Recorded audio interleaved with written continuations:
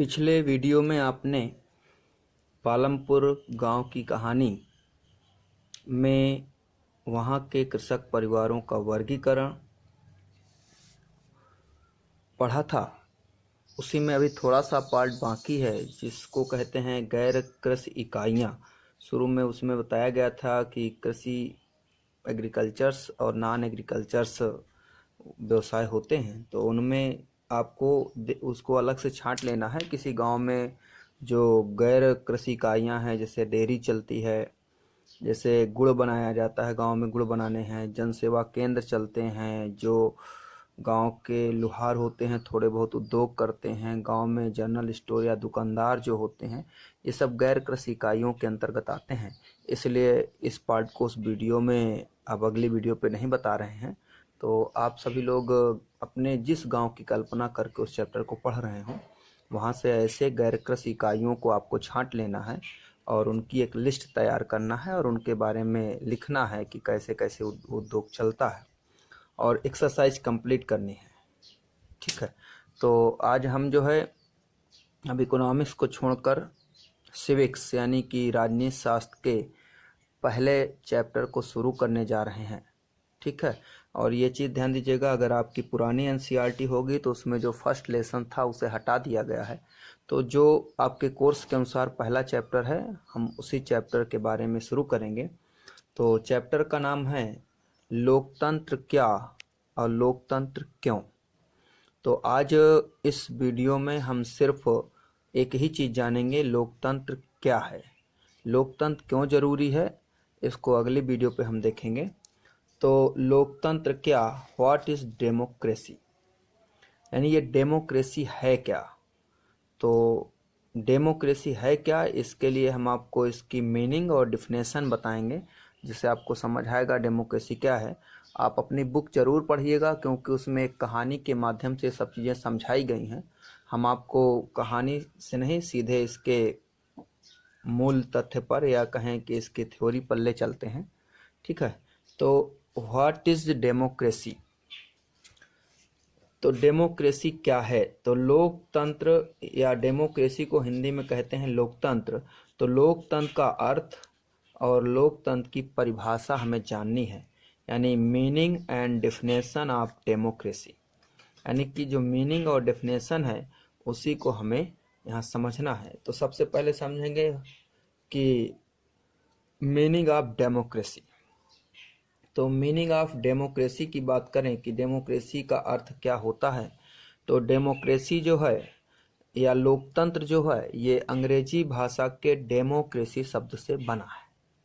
ठीक है ना, जो ये लोकतंत्र है ये अंग्रेजी भाषा के किससे, डेमोक्रेसी शब्द से बना है, या कहें कि डेमोक्रेसी को लोकतंत्र को अंग्रेजी में डेमोक्रेसी कहते हैं। इस डेमोक्रेसी की बात करें तो यह ग्रीक भाषा के दो शब्दों से मिलकर बना है। ग्रीक वर्ड्स है, या इसे हम हिंदी में ग्रीक या लैटिन भाषा कह सकते हैं।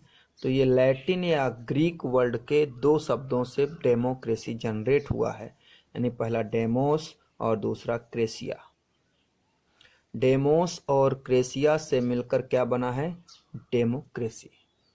अब इसमें इस डेमोस का अर्थ क्या होता है, डेमोस का अर्थ है प्यूपिल यानी जनता, और क्रेसिया का अर्थ है रूल्स यानी कि शासन। तो डेमोक्रेसी लैटिन भाषा के दो शब्दों डेमोस और क्रेटिया से मिलकर बना है, जिसमें डेमोस का अर्थ प्यूपिल या जनता और क्रेसिया का अर्थ रूल्स यानी शासन है। तो डेमोक्रेसी मीन्स हुआ क्या, रूल ऑफ पीपल या जनता का शासन। नहीं, आपसे पूछा जाए कि डेमोक्रेसी का अर्थ क्या होता है, तो डेमोक्रेसी का अर्थ है जनता का शासन, यानी ऐसी शासन प्रणाली जिसमें जनता का शासन स्थापित होता है, वही डेमोक्रेसी होती है। अब डिफिनेशन देखते हैं, डिफिनेशन ऑफ डेमोक्रेसी, कि डेमोक्रेसी की डिफिनेशन क्या है या डेमोक्रेसी की परिभाषा क्या है, उसके बारे में जानेंगे। तो आपको दो परिभाषा बताएंगे, एक एनसीईआरटी की मूल परिभाषा है और एक अमेरिका के राष्ट्रपति अब्राहम लिंकन की है। तो ये डेफिनेशन देखना है क्या है, कि लोकतंत्र शासन का एक ऐसा रूप है, लोकतंत्र शासन का एक ऐसा रूप है जिसमें शासकों का चुनाव लोग करते हैं। यानी ये ऊपर ही बताया गया जनता का शासन, यानी जहाँ जनता का शासन होता है वही डेमोक्रेसी होता है। तो यहाँ कहा लोकतंत्र शासन का एक ऐसा रूप है जिसमें शासकों का चुनाव लोग करते हैं। यानी democracy is a form of government in which the rulers are elected by peoples. यानी जो डेमोक्रेसी है, democracy is a form of government in which rulers are elected by peoples. यानी डेमोक्रेसी एक ऐसी शासन प्रणाली है जिसमें शासकों का चुनाव कौन करता है, लोग करते हैं या पीपल करते हैं। इसी प्रकार से अमेरिका के राष्ट्रपति थे अब्राहम लिंकन, इन्होंने डेमोक्रेसी की परिभाषा दी है और इनकी जो परिभाषा है ये वर्ल्ड में या विश्व स्तर पर लोकतंत्र की सबसे अच्छी और सबसे सुप्रसिद्ध डिफिनेशन मानी जाती है या परिभाषा मानी जाती है। तो इन्होंने क्या कहा, लोकतंत्र जनता का, जनता के लिए और जनता द्वारा शासन है। यानी लोकतंत्र है क्या इनके अनुसार, लोकतंत्र जनता का, जनता के लिए और जनता के द्वारा शासन है।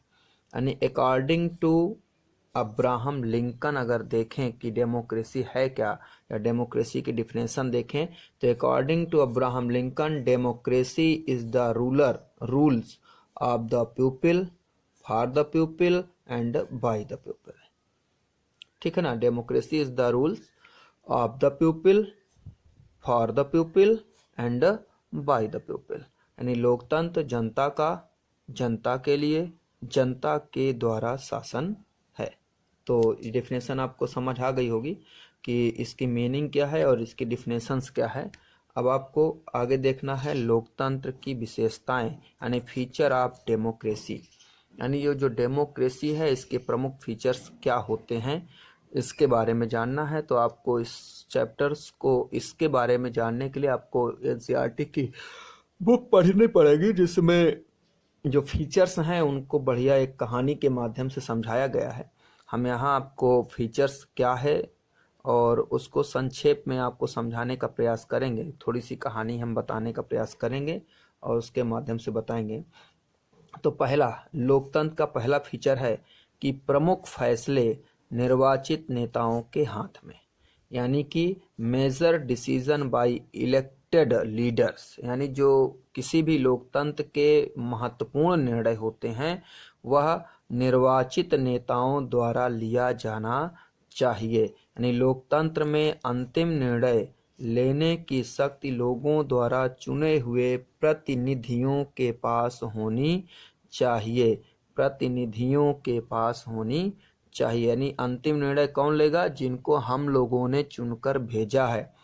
In a democracy the final decision making power must rest with those elected by the people. यानी कि अंतिम निर्णय लेने की शक्ति किसके पास होनी चाहिए, चुने हुए प्रतिनिधियों के पास। अब इसके लिए एनसीईआरटी में आपको कहानी मिलेगी पाकिस्तान के परवेज मुशर्रफ की, जो उस समय सेना प्रमुख हुआ करते थे और उन्होंने वहाँ के जो पीएम हैं, प्राइम मिनिस्टर हैं, उनको पद से हटाकर और खुद सत्ता अपने हाथों में ले लिया।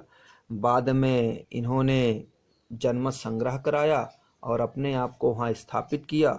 2002 में एक लीगल फ्रेमवर्क ऑर्डर लाते हैं और उसके तहत पाकिस्तान के कॉन्स्टिट्यूशन को ही चेंज कर डालते हैं और उसके बाद यह असेंबली का गठन करते हैं। लेकिन उस कॉन्स्टिट्यूशन में व्यवस्था करते हैं कि असेंबली से किसी भी निर्णय को पूछा जाएगा लेकिन अंतिम निर्णय कौन लेगा, परवेज मुशर्रफ लेंगे। यानी वो डेमोक्रेसी का जो फीचर है वो नहीं था, या उन्होंने, परवेज मुशर्रफ ने डेमोक्रेसी के फीचर्स को समाप्त किया। इसलिए डेमोक्रेसी के लिए यह जरूरी है कि अंतिम निर्णय कौन ले, जो वहाँ के लोगों द्वारा चुने प्रतिनिधि हैं या जो ऐसे जो इलेक्टेड कैंडिडेट्स हैं वही किसी प्रकार का डिसीजन लें।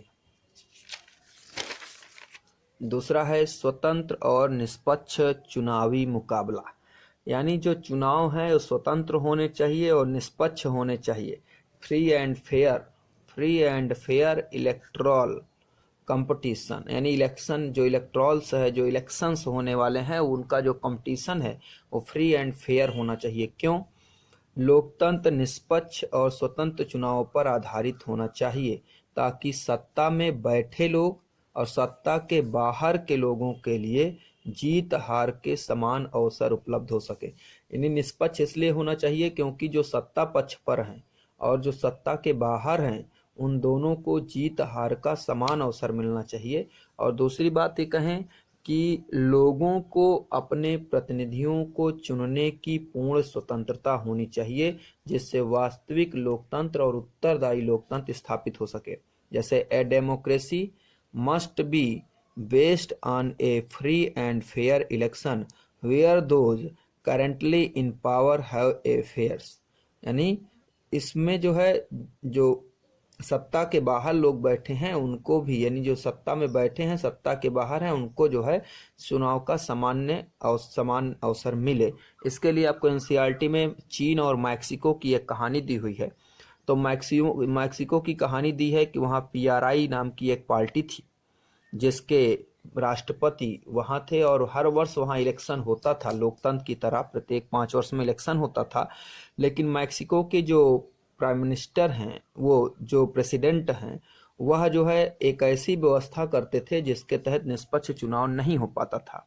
जैसे वह जितने गवर्नमेंट्स अप्लायर होते थे उनको यह अनिवार्य रूप से बाध्य करते थे कि वह पार्टी की मीटिंग्स में सम्मिलित हों या पार्टी की मीटिंग अटेंड करें। सेकंड, जैसे जो मैक्सिको में टीचर्स होते थे, उन टीचर्स पर यह पार्टी प्रेशर डालती थी कि वह बच्चों के पेरेंट्स से मिलकर इस पार्टी को वोट करने के लिए कन्वर्ट करें, उन्हें बदलें या उन्हें उस पार्टी को वोट देने का सलाह दें। तो इस प्रकार से मैक्सिको जो है निष्पक्ष और स्वतंत्र चुनाव नहीं करता था। इसी प्रकार चीन में बताएं तो चीन में कम्युनिस्ट पार्टी का शासन होता है। तो ऐसा नहीं है कि वहाँ और कोई पार्टियां नहीं, अनेक छोटी पार्टियां हैं, लेकिन चीन में कम्युनिस्ट पार्टी के अलावा अदर पार्टी के कैंडिडेट्स को टिकट नहीं दिया जा सकता, यानी अदर पार्टी के कैंडिडेट चुनाव नहीं लड़ सकते। इसलिए वहाँ सिर्फ कम्युनिस्ट पार्टी के लोग चुनाव लड़ते हैं, अतः वहाँ स्वतंत्र और निष्पक्ष चुनाव नहीं होता है। अगला लोकतंत्र की तीसरा फीचर है कि एक व्यक्ति, एक वोट और एक मोल होना चाहिए। एक व्यक्ति, एक वोट और एक मोल होना चाहिए। इसका मतलब है एक व्यक्ति यानी किसी भी देश के प्रत्येक व्यक्ति को वोट देने का अधिकार होना चाहिए। एक वोट यानी प्रत्येक व्यक्ति को एक वोट ही देने का अधिकार होना चाहिए। ऐसा नहीं कि कोई अमीर है तो उसे 2 वोट, कोई गरीब है तो उसे 1 वोट, कोई बहुसंख्यक है उन्हें 2 वोट, कोई अल्पसंख्यक है यानी जिनकी मेजॉरिटी है वो 2 वोट दे दें, जिनकी मेजॉरिटी नहीं है वो 1 वोट दें, ऐसा नहीं। अमोल सबके वोट की जो वैल्यू है वो सेम होनी चाहिए, बराबर होनी चाहिए। ये नहीं कि धनिक की वैल्यू अधिक और गरीब की वोट की वैल्यू कम हो, ऐसा ना हो। यानी लोकतंत्र में हर व्यक्ति, हर वयस्क नागरिक एक वोट, मतलब हर लोकतंत्र में हर वयस्क नागरिक का 1 वोट होना चाहिए। हर वोट का एक समान मूल्य होना चाहिए। In a democracy each adult citizen must have 1 vote और each vote must have 1 value. यानी 1 वोट होना चाहिए और उसकी 1 वैल्यू होनी चाहिए। यानी प्रत्येक सिटीजन, एडल्ट सिटीजन को जो है 1 वोट और उसके वोट की वैल्यू समान होनी चाहिए। इसके लिए जो एनसीईआरटी में कहानी है उसमें दिया है कि 2015 तक सऊदी अरब में औरतों को वोट देने का अधिकार नहीं था। इसी प्रकार रूस में जो अल्पसंख्यक होते हैं यानी कि जिनकी मेजॉरिटी नहीं होती है, जो कम संख्या में, जैसे इंडिया में मुस्लिम, सिख, ईसाई ये सभी अल्पसंख्यक हैं, तो अल्पसंख्यकों को मत करने का अधिकार नहीं होता था। इसी प्रकार फिजी द्वीप समूह है, वहाँ पर वहाँ के मूल नागरिक और भारत के मूल नागरिकों के वोट की वैल्यू समान नहीं होती थी। यानी मूल वासियों के वोट का महत्व भारतीय मूल के नागरिकों के वोट से ज़्यादा होता था। यानी जो फिजी के मूल नागरिक हैं उनके वोट की वैल्यू अधिक और जो भारत के मूल नागरिक हैं उनके वोट की वैल्यू कम होती थी। अब आ जाइए चौथा, जैसे अमीर गरीब में कर सकते हैं, गरीब को वोट की वैल्यू कम, अमीर की वोट की वैल्यू ज़्यादा, या जो राजस्व ज़्यादा देता हो, यानी कि जो राजस्व कर टैक्स अधिक चुकाता हो उसके वोट की वैल्यू अधिक, जो टैक्स कम चुकाता हो उसके वोट की वैल्यू कम, ऐसा हो सकता है। लास्ट है कानून का राज और अधिकारों का आदर, यानी इसका मतलब है कोई भी लोकतांत्रिक सरकार बने तो एक कॉन्स्टिट्यूशन जो उस देश का संविधान है उसके दायरे में रहकर कार्य करे। ऐसा ना हो कि परवेज मुशर्रफ की तरह जो है संविधान ही बदल दे, कॉन्स्टिट्यूशन ही चेंज कर दे और सरकार कॉन्स्टिट्यूशन के दायरे से बाहर काम करने लगे। इसलिए जरूरी है कि एक लोकतांत्रिक सरकार संवैधानिक कानूनों और नागरिक अधिकारों के द्वारा खींची गई लक्ष्मण रेखा के भीतर ही काम करे। यानी जनता ने सरकार बनाया तो इसका मतलब ये नहीं है कि वो अपनी इच्छा अनुसार शासन चलाएंगे, बल्कि उन्हें संवैधानिक कानूनों के दायरे में रहकर काम करना है। A democratic government rules with in limited set by constitutional law and citizen rights, यानी कि जो कॉन्स्टिट्यूशन में लॉ और सिटीजन राइट्स की लिमिट लगाई गई है उस लिमिट के अंदर रहकर सरकार कार्य करे। इसके लिए आपको एनसीईआरटी में जिम्बाब्वे की कहानी है कि जिम्बाब्वे में मुगाबे नाम के एक व्यक्ति थे जिन्होंने वहाँ के लोगों, अल्पसंख्यकों, जो गोरे अल्पसंख्यक थे, उनके लिए उन्होंने युद्ध किया या कहें एक आंदोलन चलाया, मोमेंट्स, और उस मोमेंट्स के बाद जब वह क्षेत्र या अल्पसंख्यक गोरे जो है उनको मुक्त मिली तो 1980 में वहां के राष्ट्रपति बन गए। सत्ता पाने के बाद वह भी क्या हुए, धीरे धीरे गलत तरीकों को अपनाना शुरू किए। उन्होंने क्या किया कि संविधान में परिवर्तन कर राष्ट्रपति की शक्ति को बढ़ा लिया, यानी जो प्रेसिडेंट है उसकी पावर्स को बढ़ा लिया और अपने आप को जवाबदेही से बाहर कर लिया। दूसरा काम किया, सरकार विरोधी प्रदर्शन और आंदोलनों को गैर कानूनी घोषित कर दिया।